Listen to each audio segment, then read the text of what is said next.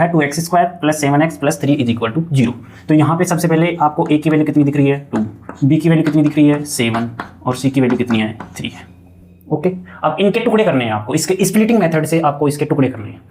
तो फैक्टराइजेशन का मतलब होता है कि ये 3 नंबर दे रखे हैं, 3 टर्म दे रखे हैं, इनके कितने बनाने हैं आपको 4 टर्म बना के इसके टुकड़े कर दो। और टुकड़े किस में करेंगे, मल्टीप्लिकेशन में टुकड़े करेंगे, एडिशन में टुकड़े नहीं करेंगे।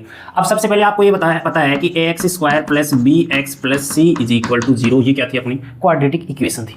अब इसमें a को नहीं छेड़ना है आपको, a को ऐसे कैसे रखना है और c को ऐसे कैसे साइन सहित रखना है। आपको टुकड़े करने हैं, सिर्फ b के टुकड़े करने हैं, b के 2 टुकड़े करने हैं। 2 टुकड़े ऐसे करेंगे कि ऐड या सब्ट्रैक्शन, ऐड या डिफरेंस, तो आपका किसके बराबर आए b के बराबर आए।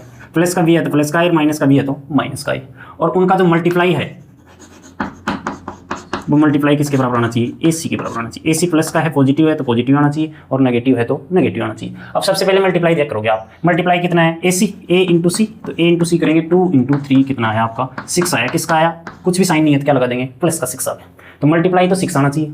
और एडिशन अगर पॉजिटिव आ रहा है तो एडिशन के बराबर होना चाहिए, और ये नेगेटिव आता मल्टीप्लाई तो किसके बराबर होना चाहिए, डिफरेंस के बराबर होना चाहिए। तो पॉजिटिव आ रहा है तो इसका मतलब ऐड आएगा, ऐड किसके बराबर आना चाहिए आपका b के बराबर आना चाहिए। b प्लस का है तो कितना आया b आपका 7। ऐसे 2 नंबर बताओ जिनका ऐड करें तब तो 6 आए, सॉरी ऐड करें तब तो 7 आए और मल्टीप्लाई करें तो क्या आए आपका 6 आए।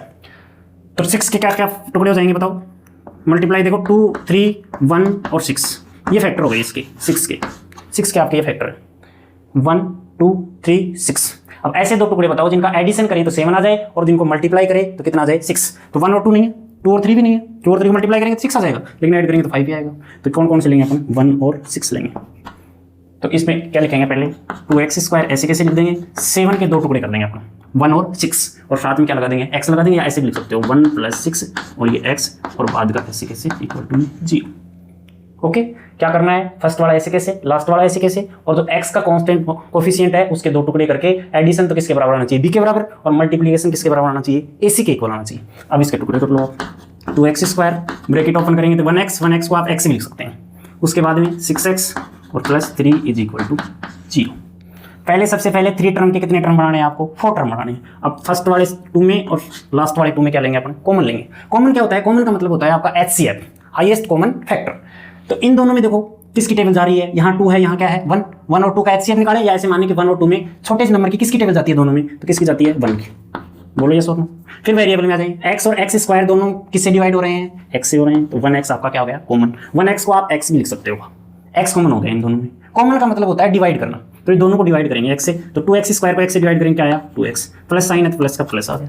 फिर x को x से डिवाइड करेंगे क्या आया 1। ओके, इन दोनों में कॉमन ले लिया। अब नेक्स्ट दोनों में, नंबर में देखो 3 और 6 दोनों में किसकी टेबल जाती है 3 की टेबल। HCF कितना हुआ दोनों का 3 हुआ, 3 की टेबल देंगे 6x में कितना आया 2x आ गया, इसमें देंगे कितना आ गया 1 आ गया, ब्रैकेट क्लोज करेंगे इक्वल टू में 0।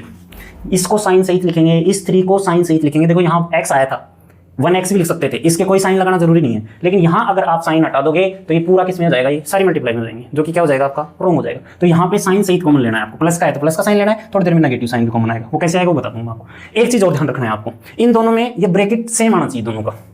देखो 2x+1 सेम आ रहा है कि नहीं आ रहा, तो इसका मतलब सही है। अगर ये सेम नहीं आ रहा है तो क्या हो जाएगा, ये रॉन्ग हो गया। तो इसको एक बार लिख दोगे आप, क्या लिख देंगे 2x+1 और x+3 इक्वल टू 0, ऐसे कैसे।